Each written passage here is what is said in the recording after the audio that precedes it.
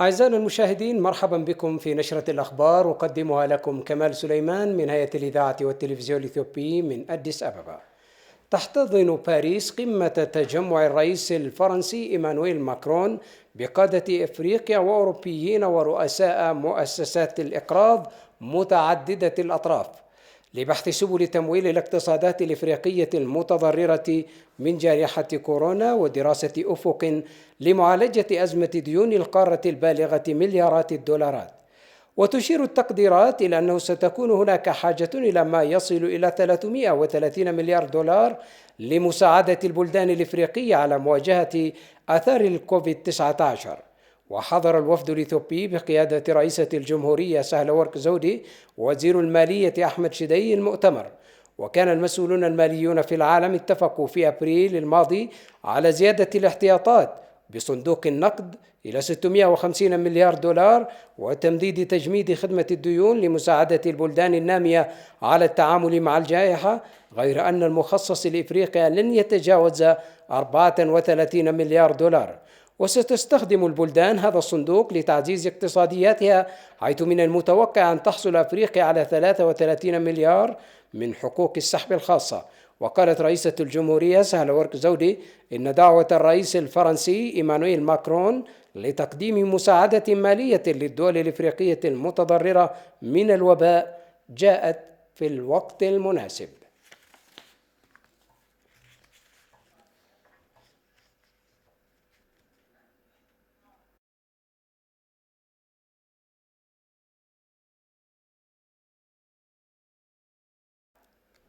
أجرى وزير المالية الإثيوبي أحمد شدي محادثات مع المدير العام للخزانة بوزارة الاقتصاد والمالية الفرنسية إيمانويل مولين حول سبل تعزيز التعاون الثنائي بين البلدين. ووفقا لوزارة المالية، تبادل المسؤولان أيضا وجهات النظر حول الانتعاش الاقتصادي عقب الكوفيد-19. وخلال المناقشة أطلع مولان الذي يترأس أيضا سكرتارية نادي باريس الوزير على حالة الإطار المشترك لمعالجة الديون، والذي تم تصميمه لمعالجة القيود المالية التي تواجهها العديد من البلدان الإفريقية المتأثرة بوباء الكورونا. من جانبه، أوضح وزير المالية أحمد شدي أهمية وجود دعم تمويلي مستدام للاقتصاديات الإفريقية لضمان حماية المكاسب الاجتماعية والاقتصادية التي تحققت في العقد الماضي. واتفق كل من الوزيران والمدير العام على تعزيز التعاون بين البلدين في العديد من المجالات، وشددا على الحاجة إلى تمويل مالي من أجل مواصلة التطلعات الإنمائية للبلدان الإفريقية.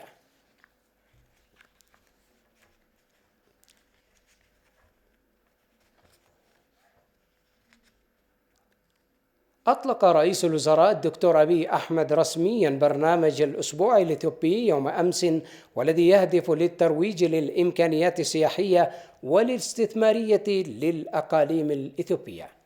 ودعا رئيس الوزراء أبي أحمد أثناء إطلاقه للبرنامج المواطنين إلى زيارة المعرض والاحتفال بالتنوع الثقافي والتاريخي الذي تتمتع به البلاد.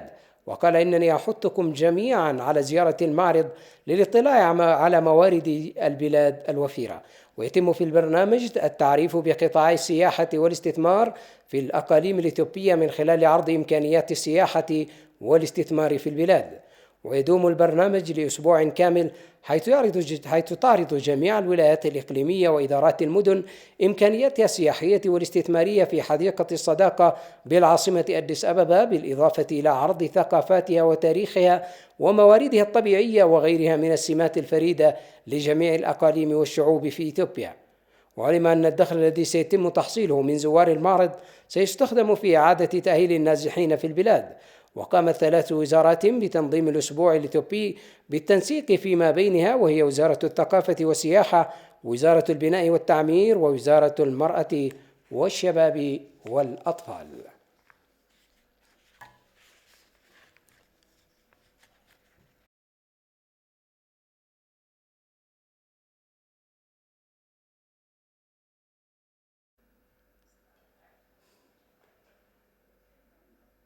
نظمت وزارة المناجم والبترول برنامج الشكر والتقدير للعاملين في التعدين، وخاصة في مناجم الذهب التقليدية وصغيرة الحجم والمشترين. جاء ذلك خلال تحقيق البلاد أعلى دخل من تصدير منتجات الذهب، والذي وصل إلى 552.9 مليون دولار من النقد الأجنبي. وفي حديثه بهذه المناسبة قال نائب رئيس الوزراء وزير الخارجية دمك مكونن إن البلاد غنية بالموارد المعدنية. وأشار نائب رئيس الوزراء إلى أنه لا ينبغي ضمان نهوض القطاع فحسب، بل ريادته الاقتصاد أيضا. من جانبه قال وزير المناجم والبترول تأكد بالرغم من التحديات يمكننا بناء جيل وبلد أفضل. وقال إن الحكومة ملتزمة بدعم الإنتاج التقليدي بالتكنولوجيا والتمويل، مضيفا أنه يجب على الجميع العمل بجد لنقل الفرص المستقبلية والازدهار في البلاد إلى المستوى التالي. وحضر حفل التدشين ممثلون من مناطق معروفة وعمال مناجم ذهب وصغار تقليديون أيضا، بالإضافة إلى كبار المسؤولين الحكوميين.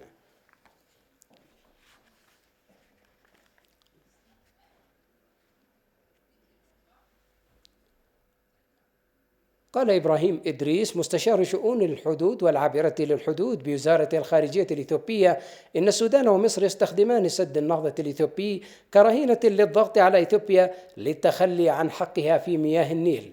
المزيد من التفاصيل في تقرير الزميل حول محمد.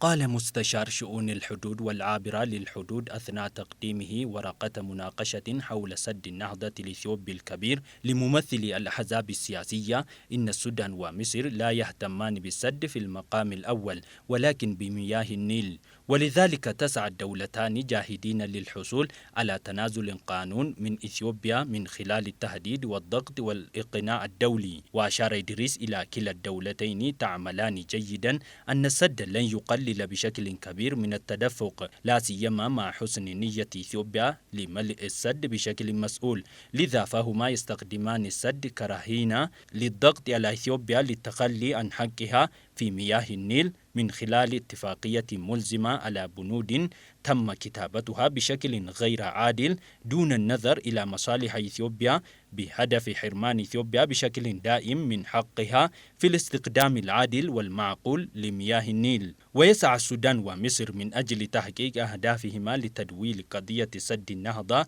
من خلال اتهام إثيوبيا بعدم استعداد للتفاوض واتخاذ خطوات أحادية الجانب وغيرها من الادعاءات الكاذبة. وشدد إبراهيم على أن النيل مورد مائي مشترك تمتلك إثيوبيا فيه حصة عادلة ومعقولة، مضيفا إلى أن السودان ومصر يضعان العراقيل أمام المفاوضات رغم أن التفاوض يتطلب تعاونا وحسن نية.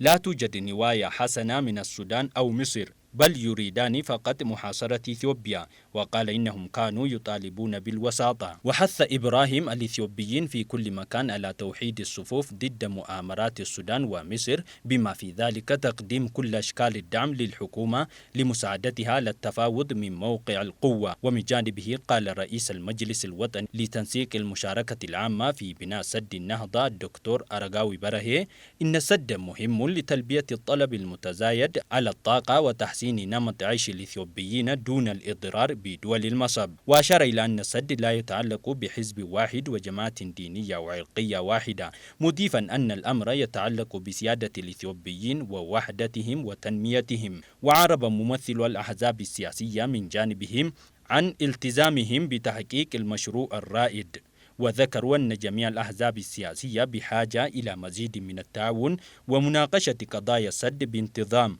وأطلع عضو فريق المفاوضات الثلاثي كيديون سفا الممثل على التقدم الحالي ووضع السد، وقال إن نسبة إنشاء السد بلغت 79.9%، مؤكدا على أن تخزين المياه في فترة الملء الثانية الموسم الأمطار الحالي سيتم في وقت مقرر له. تم عقد ندوة تشاورية في قاعة وزارة الخارجية الإثيوبية اليوم حول سد النهضة الإثيوبي الكبير بالتعاون بين وزارة الخارجية الإثيوبية ومكتب تنسيق المشاركات الشعبية لدعم سد النهضة بحضور أعيان البلاد والمسؤولين البارزين وزعماء الأديان وسفراء إثيوبيا في وزارة الخارجية الإثيوبية ومكتب تنسيق المشاركات الشعبية بوزارة المياه والري والطاقة الإثيوبية. وعرض خلال الندوة أوراق بحث تضمنت ملف سياسة المياه وإدارته والسير العملي البنائي الذي اكتمل بنسبة 80%. وتوجه الحكومة الإثيوبية في الآونة الأخيرة إلى تنمية مواردها المائية والسبب الذي دفع الحكومة الإثيوبية إلى بناء السد. كما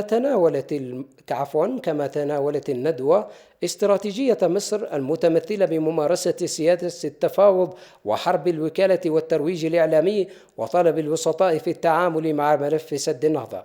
وتم التطرق إلى الإنجازات التي تحققت من خلال المشاركة الشعبية في الداخل والخارج والدبلوماسية الشعبية التي ساهمت بدورها بمساهمة كبيرة في تفعيل دعم السد. وتناول المشاركون ملف سد النهضة ونهر النيل وما حصل من عدم تفاهم بين دول المنبع والمصب وتعثر المفاوضات وخاصة بين الدول الثلاثة إثيوبيا والسودان ومصر.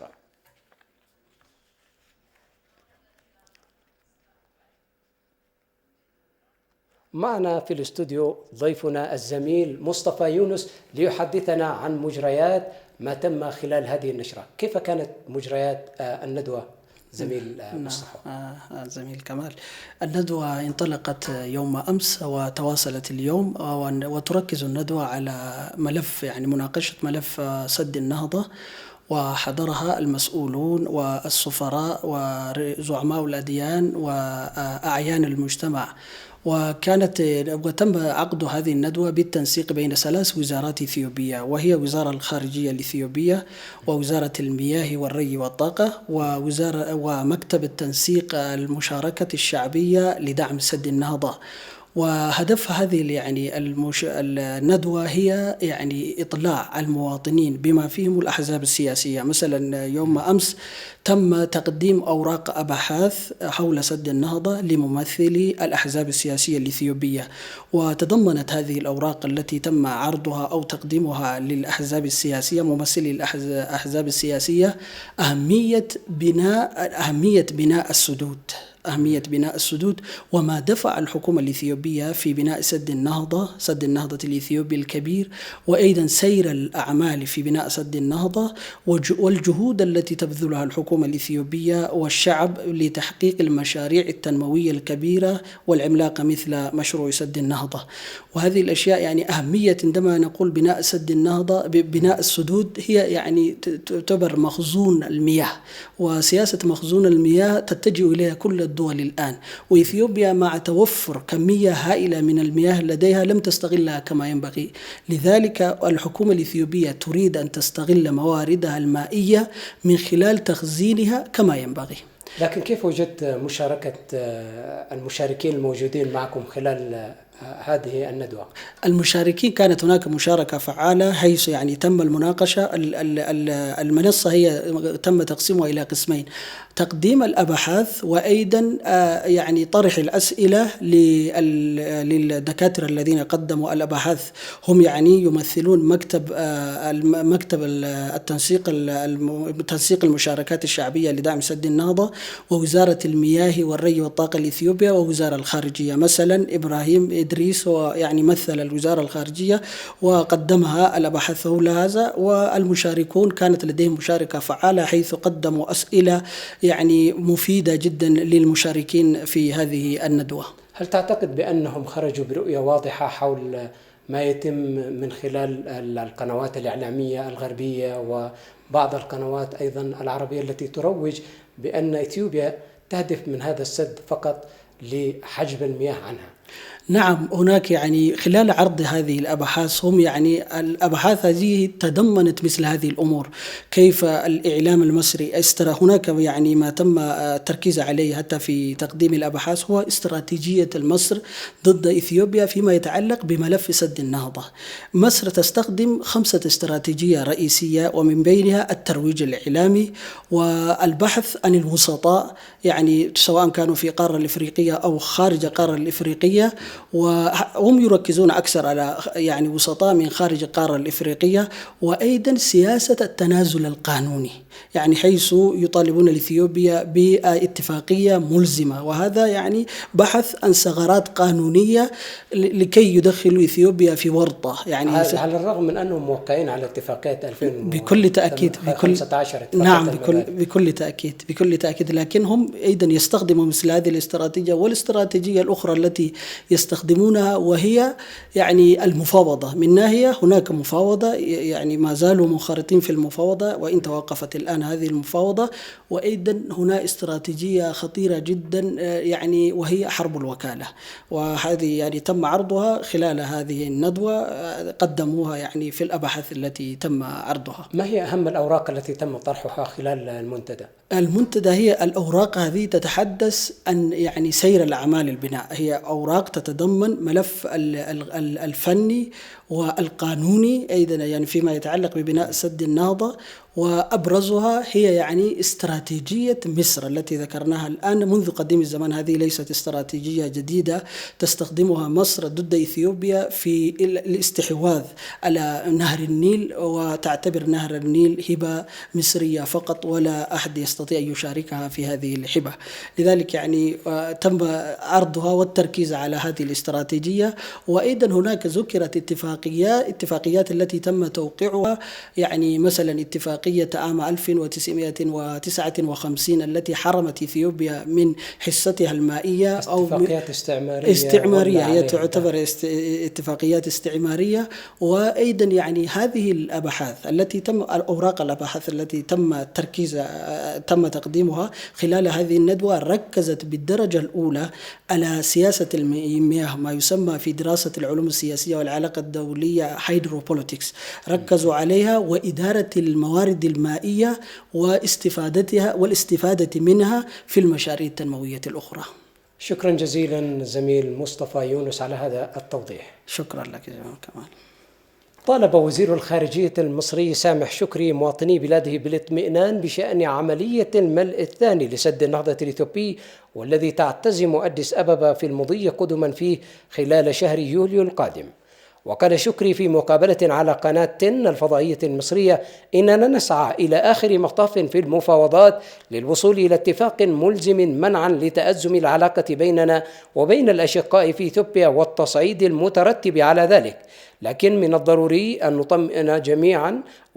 نطمئن جميعا بأن لدينا رصيد من الأمان المتوفر في خزان السد العالي، ولدينا ثقة أن الملء الثاني لن يكون مؤثرا على المصالح المائية المصرية.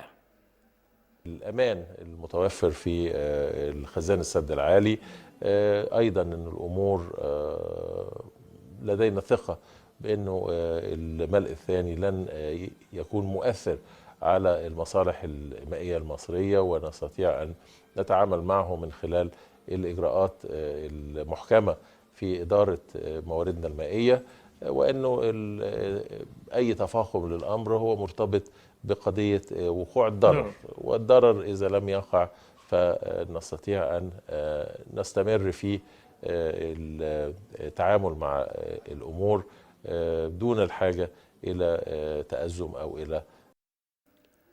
وأكد الوزير المصري أن أي تفاقم للأمر مرتبط بوقوع الضرر. تصعيد، لكن بالتأكيد في نفس الوقت أنه إذا ما تم اتخاذ إجراءات إحادية بشكل غير مسؤول من جانب إثيوبيا، أو لم تراعي ووقع الضرر الجسيم على أي من دولتي المصب، في هذه الحالة فلن تدخر مصر أي جهد في الدفاع عن مصالحها المائية واتخاذ كافة الإجراءات الكفيلة بالحفاظ على هذه المصالح وضمانها. أصدرت هيئة الإعلام الإثيوبية تحذيرا خطيا ضد وكالة أسوشيتد بريس بشأن معلومات مضللة نشرتها بشأن تأجيل الانتخابات العامة المقبلة. وأطلعت الهيئة وسائل الإعلام على آخر المستجدات بشأن تأجيل الانتخابات وما يتصل بها من قضايا إعلامية في جلسة إحاطة صحفية عقدت يوم أمس الثلاثاء. وأوضح المدير العام لهيئة الإعلام الإثيوبية محمد إدريس أنه تم تأجيل الاقتراع بسبب الأمور اللوجستية، لكن الأسوشيتد بريس تناولت الموضوع والتي تم الكشف عنها بطريقة وكأن الانتخابات قد تم تمديدها بسبب الصراع في إقليم تيغراي. وصف محمد إدريس تقرير الأسوشيتد بريس بأنه لا أساس له من الصحة وأنه مضلل، وأعلن أنه تم إصدار تحذير كتابي للأسوشيتد بريس بشأن التقرير الذي نشرته بشكل خاطئ. وأشار المدير العام أنه سيتم اتخاذ الإجراءات نفسها ضد وسائل الإعلام العاملة في الدولة والتي قد تنتهك قانون البلاد للإعلام.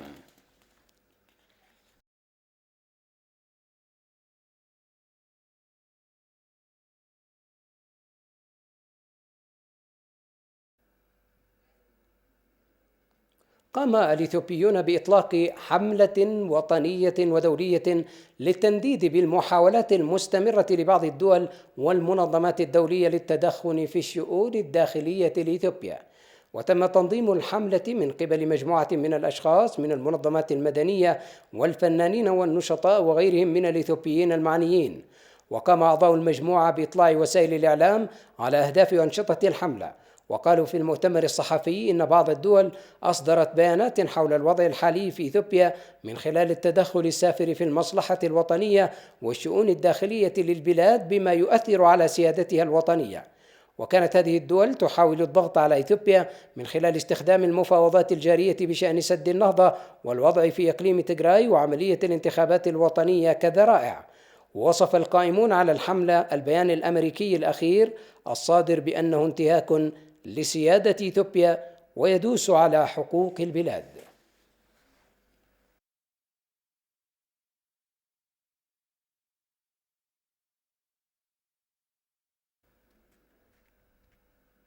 وقعت إدارة مدينة أديس أبابا والكنيسة الكاثوليكية الإثيوبية مذكرة تفاهم لتنفيذ مشروع تغذية الطلاب في المدارس بتكلفة قدرها 510 مليون بر، بالإضافة إلى الأنشطة الاجتماعية المماثلة.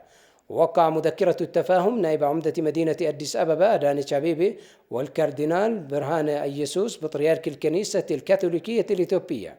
وشكرت نائبة عمدة مدينة أديس أبابا أدانيش أبيبي الكنيسة الكاثوليكية على مبادرتها التي تهدف لخدمة شريحة مجتمع ذات الدخل المنخفض في المدينة. وقالت إنه يجب العمل المشترك من أجل التنمية الاجتماعية والاقتصادية من خلال تعزيز الأعمال القائمة والتي تفيد المواطنين ذوي الدخل المنخفض في المدينة. وقال الكاردينال برهان جبريسوس بطريرك الكنيسة الكاثوليكية الإثيوبية بدوره إن الكنيسة تشارك بنشاط في مختلف الأنشطة التنموية والمجتمعية في المدينة، مشيرا إلى أنه من المهم عدم إهمال ذوي الدخل المنخفض إلى جانب أعمال التطوير الجارية في المدينة، مضيفا أن هذا يجب أن يستمر بطريقة مستدامة.